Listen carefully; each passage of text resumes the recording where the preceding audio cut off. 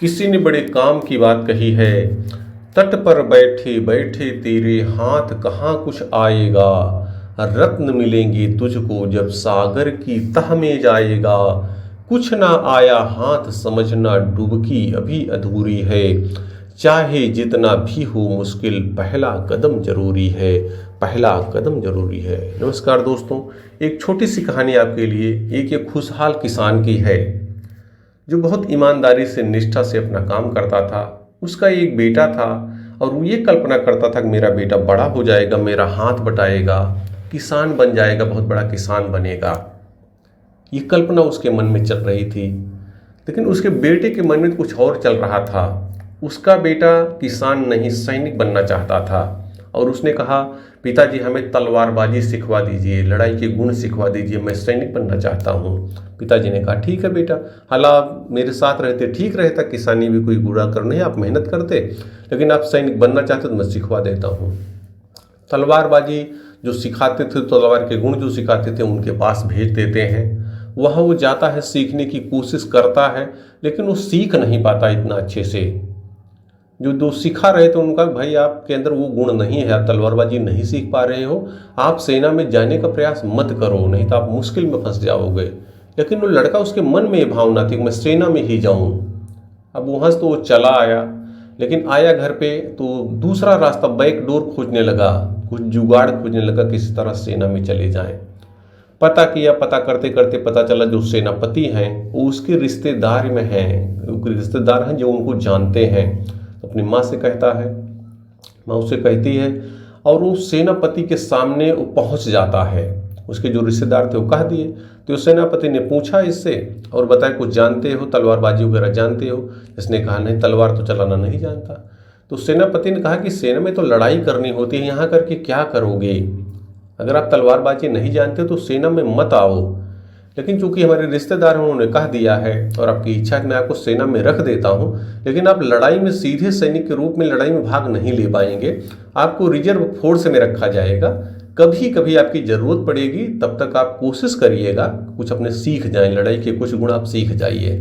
अभी जो लड़का था और खुश हो गया, ये तो और अच्छा है, सेना की वर्दी मिल जाएगी और रिजर्व फोर्स में रहूँगा, तो सैनिक भी बना रहूँगा और लड़ना भी नहीं पड़ेगा।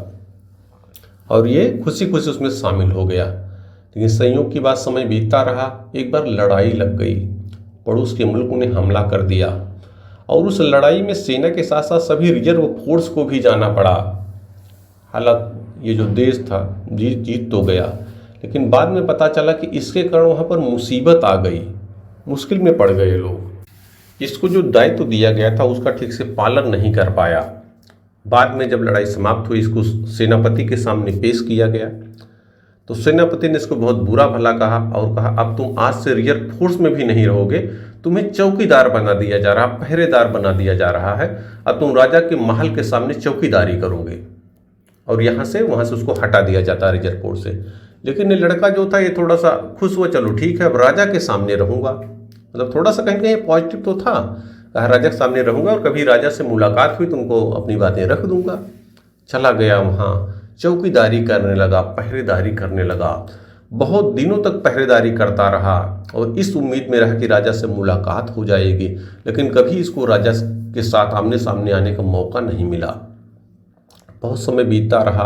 अभी धीरे धीरे इसकी उम्र हो चली, उम्र भी आगे बीत गई। अब एक दिन लेकिन इसको अवसर मिला जब राजा साहब घूमने के लिए निकले थे और ये चौकीदारी कर रहा था। तो राजा साहब ने इसे पूछ लिया, बताओ क्या हाल चाल है, कैसे हो? और सर्दी का मौसम था, इसके कपड़े उतने अच्छे नहीं थे। तो राजा ने कहा, तुम कपड़े तो पहने हो लेकिन सर्दी के हिसाब से नहीं, तुम्हें सर्दी नहीं लग रही है? तो कहा, नहीं, हम तो इसी से हफ्तों से बिता रहे हैं, हमको सर्दी नहीं लग रही है। फिर भी राजा ने कहा, नहीं, तुम्हें सर्दी तो लग रही होगी, तुम्हें कंबल भेजवा देंगे आज, जरूर, तुम चिंता मत करो। राजा अंदर चले जाते हैं और इसके मन में आता, ठीक, अब कंबल मिल जाएगा। लेकिन राजा जाते हैं तो किसी दूसरे काम में फंस जाते हैं, ध्यान उनका हट जाता है और वो कंबल नहीं भेज पाते। और ये जो चौकीदार था, ये इंतजार करता रहता है, इंतजार करता रहता है, लेकिन देर तक नहीं आता, कंबल नहीं आता, इसका शरीर कमजोर पड़ता जाता है।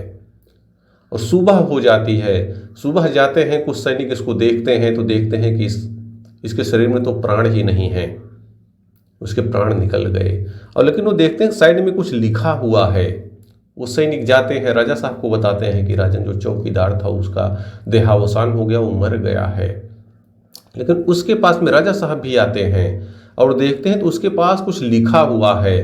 उसने लिखा हुआ था कि राजा साहब, मैं इतने दिनों से पहरेदारी करता रहा, चौकीदारी करता रहा, मुझे कुछ नहीं हुआ, लेकिन कल आपने कंबल देने का वादा कर दिया था, उसी वादे के चक्कर में कंबल आ जाएगा, मेरा शरीर थोड़ा कमज़ोर पड़ने लगा और मैं सर्वाइव नहीं कर पाया और मैं अब इस संसार को छोड़ के जा रहा हूँ और उसकी मृत्यु हो जाती है।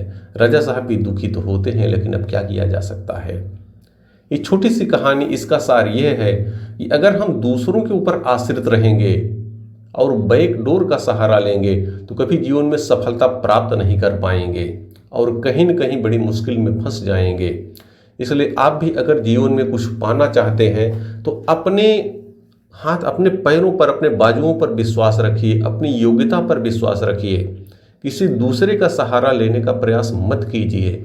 बहुत दिन तक आप किसी दूसरे के सहारे आगे नहीं बढ़ पाएंगे और जैसे आप दूसरे का सहारा लेते हैं वैसे आपका बल कम हो जाता है, आपका संबल कम हो जाता है। तो ऊपर वाले पर विश्वास कीजिए, उन्होंने आपके वो गुण दे रखे हैं, आप थोड़ा उनको खोजिए और उन्हीं पर काम कीजिए, आपको सफलता अवश्य मिलेगी। इसलिए वही बातें जो आपको बताता हूँ, सच्ची सोच के साथ, सच्ची मेहनत के साथ ऊपर वाले ने जो भी आपको दिया है उनके प्रति कृतज्ञता का भाव अपनाइए और अपने जीवन को बेहतर से बेहतरीन बनाइए।